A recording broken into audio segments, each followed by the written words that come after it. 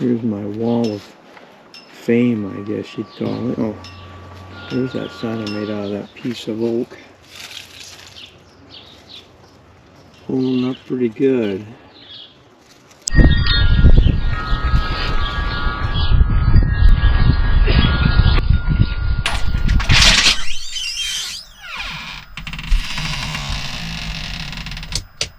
Well, welcome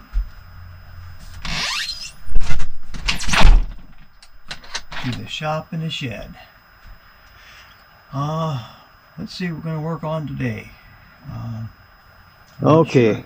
What I'm continuing on to do here is clean up some more of this stuff. I got my little heater set up.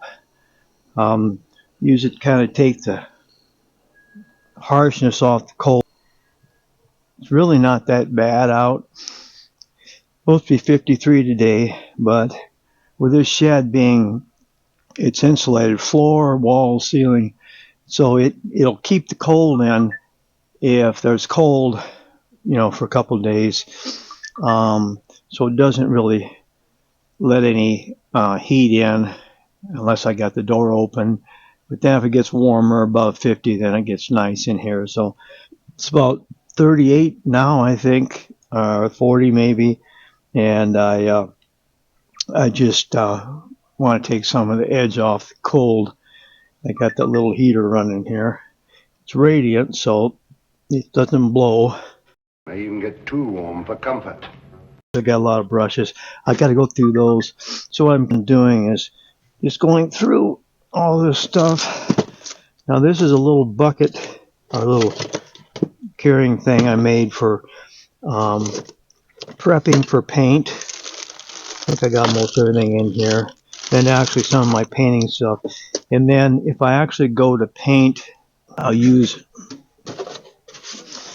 one of these two things, which I put like a couple of brushes in, a trim brush and a regular brush, stir stick, little tool to open the metal paint can, and a little comb thing that I use to clean my brushes out, and rubber gloves. Might have a tack cloth in here too.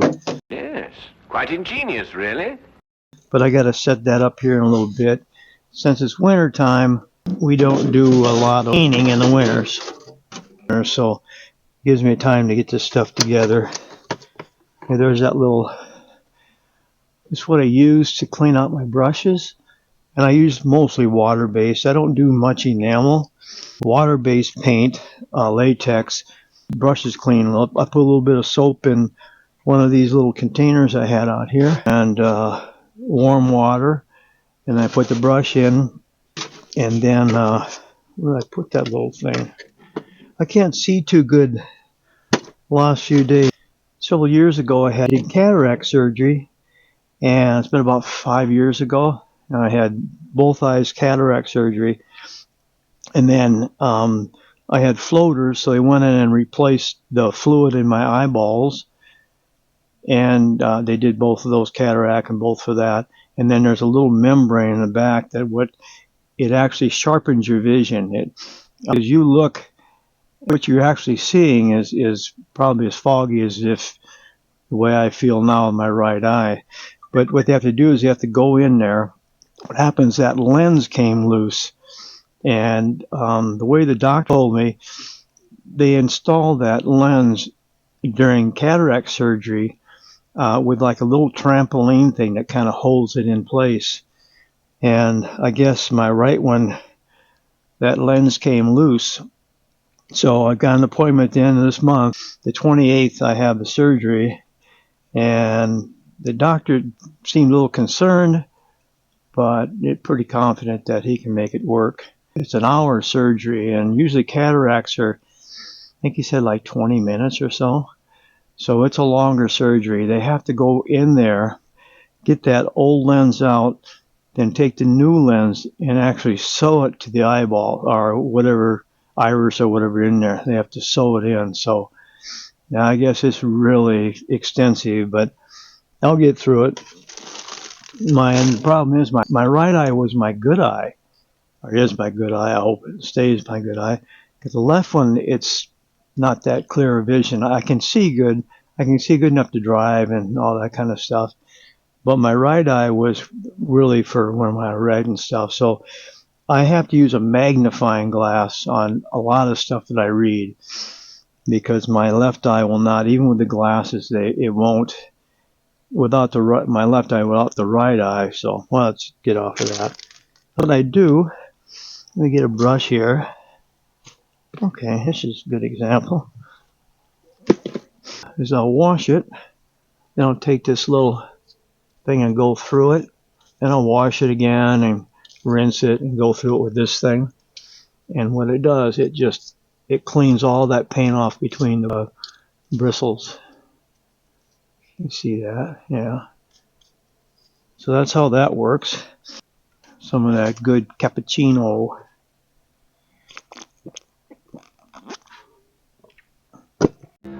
11 o'clock, Watson.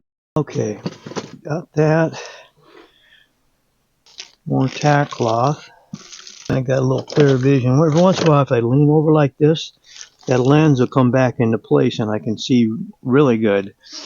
But, you know, you can't do everything like this. Yeah, I'm just gonna put all this in a little bit bigger bag.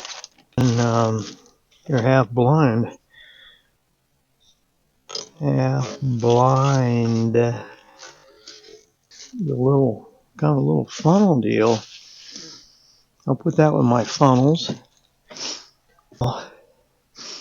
I'm sure this makes some very interesting video content. Okay, I need something for oddball stuff.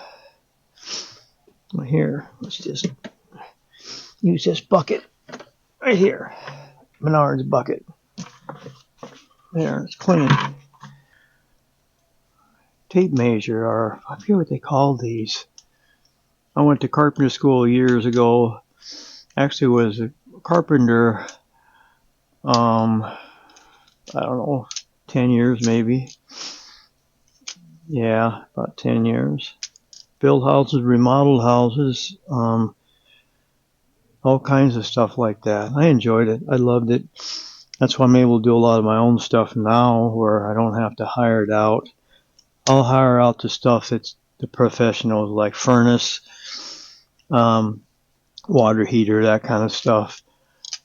Electrician, I'll do some of my own, but I've got a friend, Troy, that came over one time. We had, our furnace went out, so we had to run off of a couple electric heaters. And this is cold. This is, oh man, December, and it's in South Dakota, western South Dakota.